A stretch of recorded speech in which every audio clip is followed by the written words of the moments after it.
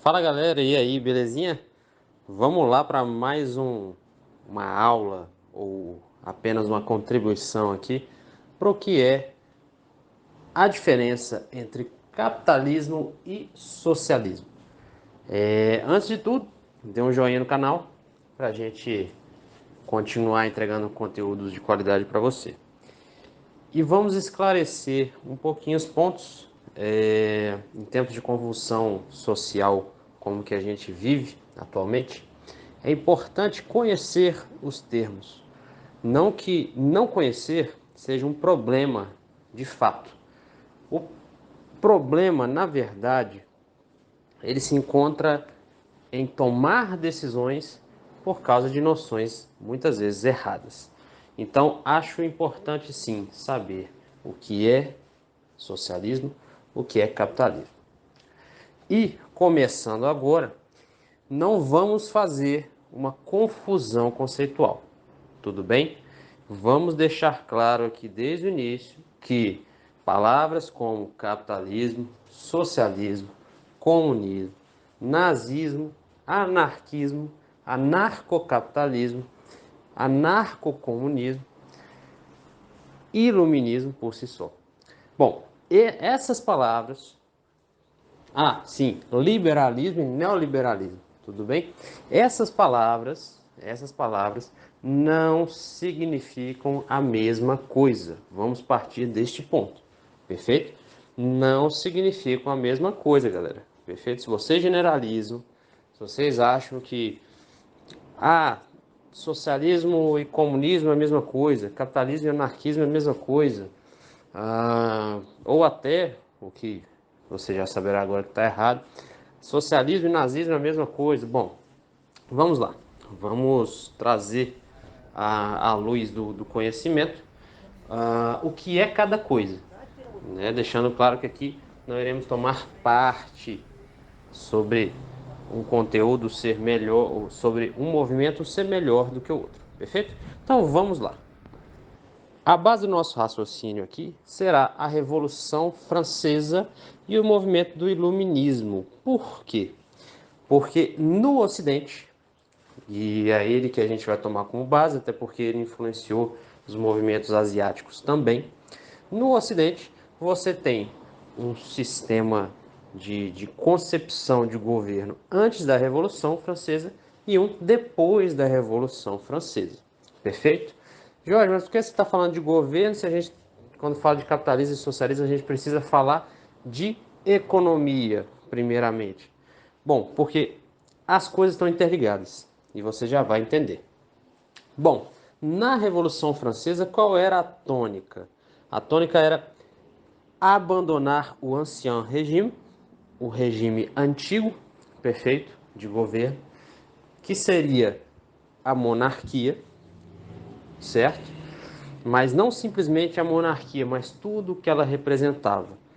Os sistemas de divisão entre classes, divisões claras, divisões estanques, ou seja, se você não fosse alguém predestinado a ser nobre ou clero, você não o seria, tudo bem? Então, deixando claro que a monarquia por si só não era o que deveria ser, digamos assim, derrotado pelo sistema, mas sim tudo que ela trazia, né? A noção de que alguns nascem predestinados e outros não. Perfeito? E quem fez essa revolução? Foram alguns personagens do terceiro setor, do chamado terceiro setor. Como assim? Bom, tomemos a França como a base, até porque a revolução é francesa. Então lá você tinha a nobreza, o clero e o terceiro setor. Perfeito?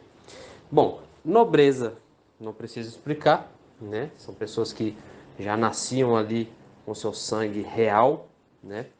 O clero, até porque a influência da Igreja Católica era muito alta. E o terceiro setor era composto por todos os outros. Então, artesãos, comerciantes, né? E nesse grupo do terceiro setor existia um grupo que era dos burgueses.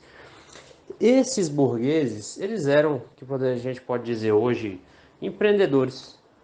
E eles desbravavam outros locais, eles comercializavam matérias-primas de outros locais. E o dinheiro, ele sempre conseguiu portas abertas por onde ele tivesse. Então, olha só, se quem é nobre, né, e merece ter, digamos assim, mais recursos, mais dinheiro, como que os burgueses conseguiram espaço para comercializar? Bom, uma coisa vai levando a outra. Apesar do próprio nobre saber que o destino dele era ser nobre, a partir do momento que ele via que tinha alguém com possibilidade de fazer comércio, de gerar dinheiro, ele, como ser humano, por que não pensar, olha, eu posso ajudar esse burguês a conseguir dinheiro, assim ele consegue também dinheiro para mim. Por que não? Né? É um ganha-ganha. É um raciocínio empreendedor também. Né? Então tinham nobres, digamos assim, traindo o sistema, apoiando burgueses. Né? Fora isso, nenhum sistema humano ele é perfeito. Ele tem escapes, áreas de escapes. Né? Você vê o Trump, por exemplo, quando ele tentou fazer o muro dividindo México e os Estados Unidos, mesmo assim sobram lugares por onde se pode passar, ainda tem corrupção. Então, mesmo com essa imobilidade social que existia, alguns burgueses conseguiam, né, livre acesso a alguns setores nobres, conseguiam financiamento, e com isso eles foram conseguindo dinheiro. E conseguindo dinheiro, e conseguindo dinheiro, até o momento que, isso resumindo bem, tá, explicando de forma bem simplista, os burgueses pensaram, peraí, a gente está conseguindo bastante dinheiro, está ajudando inclusive o nosso estado, e a gente não tem mando de campo, a gente não tem capacidade de governar. Espera aí, eu vou dar um jeito nisso. Bom, é nesse contexto em que acontece a Revolução Francesa. São os burgueses que já estavam ricos, muito mais ricos, entre aspas, do que a própria nobreza, né, em alguns casos, eles vão começar a influenciar a derrubada da monarquia. Tá? Não se engane, sempre quem encabeça revoluções, na maioria das vezes, são os ricos, tudo bem? Então, os burgueses contra a monarquia não se trata do terceiro setor, de quem era artesão, de quem era comerciante pobre, contra a monarquia. Já eram burgueses de muita influência. Só que como existia divisão clara socialmente, eles não conseguiam passar para a nobreza. Isso não impediu a influência política deles, pelos motivos que eu expliquei para vocês. Bom, na Revolução Francesa, há então a derrubada da monarquia, perfeito? Os burgueses, então, tomando o poder, eles instauram seu próprio governo. E aí, com muitas lutas, muitas guerras, muitas disputas ali, a partir de 1790 principalmente, eles instauram alguns governos, né? E duas linhas ideológicas principais foram instauradas, né, que você já deve saber, os jacobinos e os girondinos, né? Os jacobinos, eles queriam tomar o poder e mudar o poder de forma radical para distribuir para todo o terceiro setor, tudo bem? Já os girondinos, eles falavam não, nossa revolução não precisa ser tão radical, não precisa sair matando o nobre à torta e à direita, e a gente pode só pegar o poder e conduzir de forma amistosa. Perfeito? Então, digamos assim, dentro dos burgueses, desses ricos, existia a divisão dos que queriam já, tinham um raciocínio mais expansivo e outros que tinham um raciocínio mais restritivo. Os que tinham um raciocínio mais expansivo queriam dividir os resultados da revolução com setores, inclusive até mais pobres, certo? Talvez mantendo um pouco ali de seus privilégios, mas dividindo esses resultados. E para isso eles sabiam que eles precisavam ser rigorosos, precisavam ser radicais com os monarcas, tá? Lembrando que existiam várias frentes para combater essa revolução vindas de outros países, tá? As monarquias de outros países estavam combatendo a França nesse momento, porque quem estava no governo eram os revolucionários. E os monarcas viam risco de perderem também seus poderes. Tudo bem? Bom, então esses são os girondinos, a chamada direita, né? Que sentavam à direita do parlamento, e os jacobinos, perfeito? Que sentavam à esquerda do parlamento, na época já do absolutismo, tá? Em que se chamou uma Assembleia Geral dos Povos, né, que reuniu os três setores, mas bom, isso aí já é outra, já é história demais. Vamos focar aqui agora na diferença socialismo e comunismo, porque eu já fui muito lá para a base, para vocês entenderem a origem um pouco do raciocínio da direita e da esquerda, que são espectros ideológicos que vão orientar um pouquinho do socialismo e do capitalismo. Pois bem, nessa mesma época, por assim dizer, é a época em que também estão acontecendo várias outras diferenciações em relação ao que era antes dessa revolução. Bom, a primeira delas é a mudança de sistema, né? A mudança de sistema, e essa mudança de sistema ela é do mercantilismo para o capitalismo. Qual era a tônica? Qual era a tônica do mercantilismo? Bom, um país buscava recursos em outro e simplesmente extraía e conseguia comercializar pelo preço que queria. Assim, era uma maneira de construir riqueza. No capitalismo, já não há essa ideia de exploração tão grande, já é uma ideia de troca. Essa seria a diferença. Não se engane, não significa dizer que não existia comércio já na época do mercantilismo, né? Foi assim que os burgueses cresceram. Mas a linha majoritária de um país, ela se chamava mercantilismo e não capitalismo. Perfeito? Essa linha capitalista é a mesma defendida pelo Adam Smith, o chamado pai do capitalismo, que construiu a tal da lei do equilíbrio de mercado, né?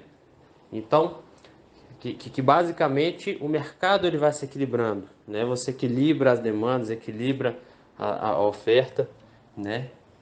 Em que o mercado tende a se autorregular, tá? Então, ele já começa a teorizar pelo capitalismo, já que agora o sistema mudou de mercantilismo para capitalismo, certo? E isso, lembrando, por que essa mudança? Porque agora, se o monarca não tem tanto mando de campo, ele não tem o direito mais de chegar em outra nação e simplesmente extrair. A partir de agora, a troca entre as nações, e por isso o livro do Adam Smith é Riqueza das Nações, ele começa a ser mais pautado. Então, esse seria o capitalismo, né? Uma lei de trocas. Perfeito? E isso passa por uma igualdade maior. Se você pensar que antes o monarca podia chegar em outro território e extrair o que há dele, quando eu falo que agora é necessário fazer trocas e não a simples extração,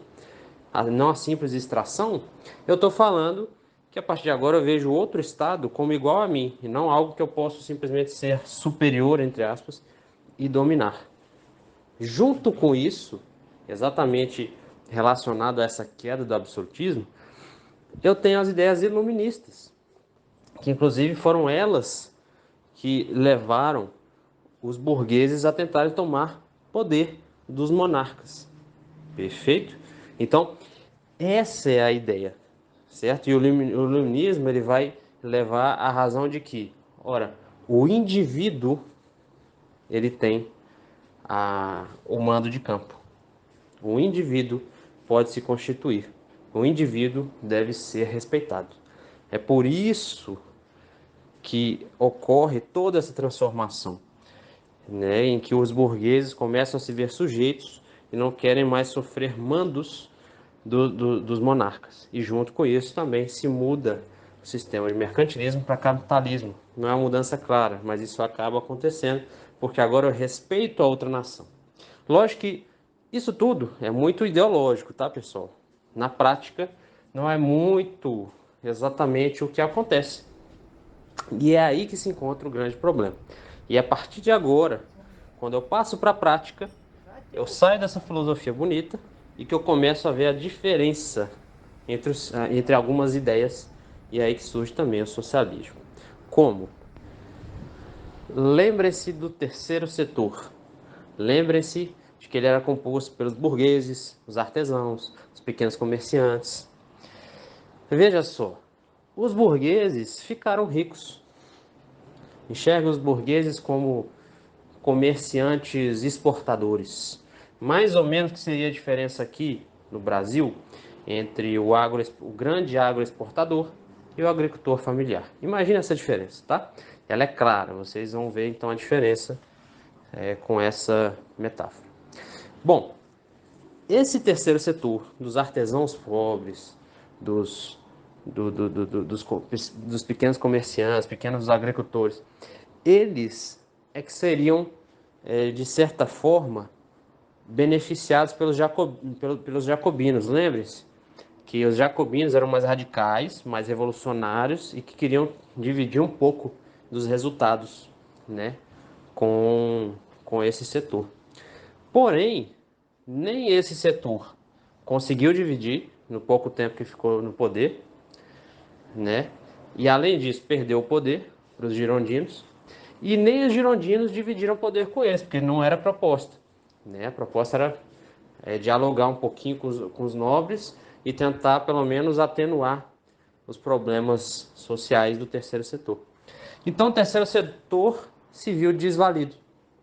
Na prática, toda a teoria do iluminismo de valorizar o ser humano, o capitalismo como uma ideia menos predatória e mais respeitosa do que o mercantilismo, toda essa ideia, na teoria, quando foi posta em prática, fez com que o terceiro setor ficasse, peraí, é revolução para eles, é melhoria para eles e a gente continua, entre aspas, na merda? E aí é nesse campo em que começam as teorias revolucionárias de quem está por baixo, certo? Entre aspas. Então, repare agora que a nomenclatura esquerda e direita, apesar dela ser relacionada aos jacobinos e os girondinos, nem os jacobinos, nem os girondinos defendiam totalmente a pauta do que seria hoje a extrema esquerda, que seriam aqueles que querem realmente revolucionar de fato para se verem lá em cima e nunca se viram, tá? É a nomenclatura só pela nomenclatura, ela não tem um significado prático. Os jacobinos não eram socialistas, tudo bem? Entendam isso. O socialismo ele surge para suprir essa ideia do terceiro setor. E aí você já tinha ideias, como do primeiro que cunhou o termo socialismo, do Henri Saint-Simon, de realmente conseguir dividir. Não adeririam nem ao que era do monarca, não adeririam também à pauta para eles falsamente revolucionária dos burgueses, que para eles foi só uma desculpa para tomar o poder. A pauta deles era independente, porque eles queriam ver os mais pobres subindo. E aí que começa essa história de que é muito bonito eu falar de que agora não existe mais predatismo, que as nações são iguais, de que as trocas comerciais são justas, de que há equilíbrio dos mercados, de que o monarca não mais domina. É muito bonito, mas na prática eu continuo pobre. Então eu quero ver um outro sistema, um sistema que não gere uma, um benefício só para quem está lá em cima. Perfeito? E aí se começa a conjecturação acerca do socialismo. E o socialismo, quando ele começa a sair da prática, ele entra no discurso científico, ele começa a ser teorizado. E é aí que surge a grande figura do Karl Marx. Perfeito? Porém, o que ele traz é um novo termo Observem agora, tá? Ele traz o termo comunismo. Comunismo. E aí é importantíssimo que você preste atenção agora nesse termo, tá? Comunismo e socialismo não são a mesma coisa, perfeito? Como assim? Qual é a tônica dos dois? A tônica principal, se eu pudesse dizer em uma palavra a diferença entre socialismo e comunismo, para facilitar para você entender, seria governo. Como assim, Jorge? Governo. O comunismo não precisa de governo e o socialismo precisa. Perfeito? Karl Marx via o socialismo como uma estrada de passagem para o comunismo. E o comunismo, como o próprio nome se diz, seria um governo dos comuns. Então não há um governo, certo? Eles compartilham a ideia de que tudo pode ser dividido.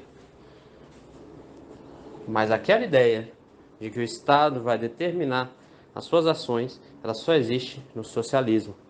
Aquele que difere, que dá a Marx a qualidade de que ele mencionou que isso seria um governo ideal, entre aspas, é errônea. Porque o Marx ele defendia o comunismo, a ausência de Estado, e não o socialismo. Tudo bem que ele fala que o socialismo seria um rito de passagem para o comunismo, mas o que ele defende não é o socialismo. Tá? Então é importantíssimo agora que se entenda isso. Então, o terceiro setor, ele vê no socialismo a chance, porque ele fala, se dividirem as riquezas dos lá de cima, eu vou conseguir ter alguma coisa. E por isso que essa ideia acaba sendo tão forte nos países mais pobres. Perfeito? Bom, então tudo bem, Jorge. Deixa eu ver se eu entendi. A esquerda e a direita, que são nomenclaturas que surgiram por causa dos jacobinos e girondinos, mas que não representam a realidade, porque os jacobinos e girondinos ambos defendiam as elites, apesar de terem intenções diferentes. A esquerda e a direita orientam, como ideologias, né, o socialismo de um lado e o capitalismo de um lado. É isso? Isso. É isso mesmo. O capitalismo ele é um sistema de trocas que se refere a ser justo, certo? Ele se refere a ser justo. Já o socialismo, ele se refere também a ser justo. Qual a diferença? Um se baseia no sistema de trocas e meritocracia. O outro se baseia no sistema de determinações estatais e divisão. Tá ok? Lembrando que o comunismo não está aqui retratado, que é a diferença entre socialismo e comunismo, mas o comunismo não seria a mesma coisa que o socialismo, mas sem determinação estatal. Tudo seria combinado, dialogado, certo? Sem governo, né? Que seria, digamos assim, o mundo dos sonhos, né? Perfeito?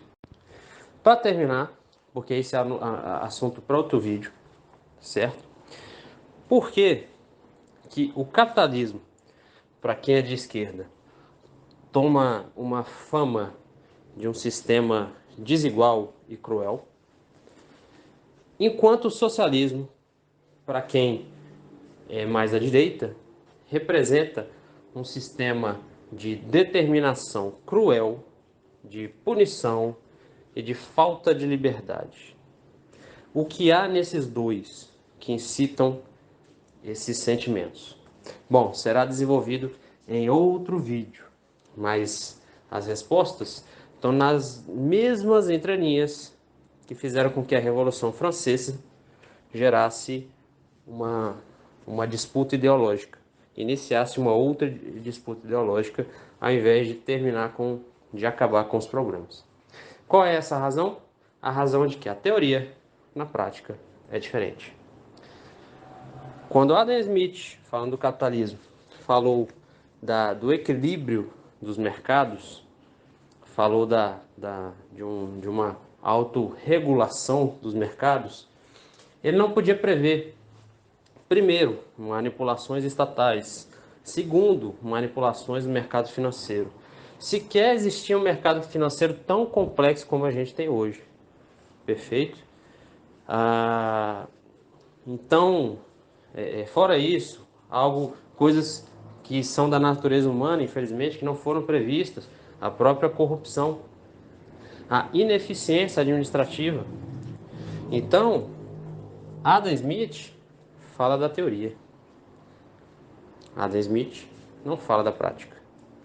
Assim como Marx, quando previu que seria possível o comunismo com igualdade, com uma divisão feita da forma correta, para que cada estado que fosse mais farto em alguma matéria-prima pudesse doar sua matéria-prima para construir um patrimônio genérico humano, para que, por exemplo, um estado rico em ferro fornecesse seu ferro, para que todos tivessem equipamentos com ferro. Um estado que fosse rico em terras raras, por exemplo, que ele pudesse dividir suas terras raras para a fabricação de chips para o mundo inteiro. Isso seria dividido de forma igual. Marx também não previu a ganância humana, não previu a própria corrupção, não previu também a ineficiência estatal para que se chegasse até o comunismo. Não previu a incapacidade das pessoas de se autorregularem sem um líder, sem um governo. Então, essas falhas fizeram com que os governos socialistas acabassem tendo que imprimir as suas vontades de forma rigorosa, de forma autoritária. Perfeito? Bom, esse assunto é muito longo, tá? Aí é importante que a gente pare por aqui, mas espero que tenha ficado clara a diferença entre socialismo e capitalismo e o que eles são. Perfeito? Lembrando que ambos são sistemas econômicos, tá? Ambos são oriundos do liberalismo, perfeito? Lembrando que o liberalismo ele se junta com o iluminismo para falar que o ser humano ele é livre, livre das amarras de governos, ele tem seus direitos. E é a partir desse momento em que ocorrem as disputas, tá? Bom, é isso, galera. Por hoje é só.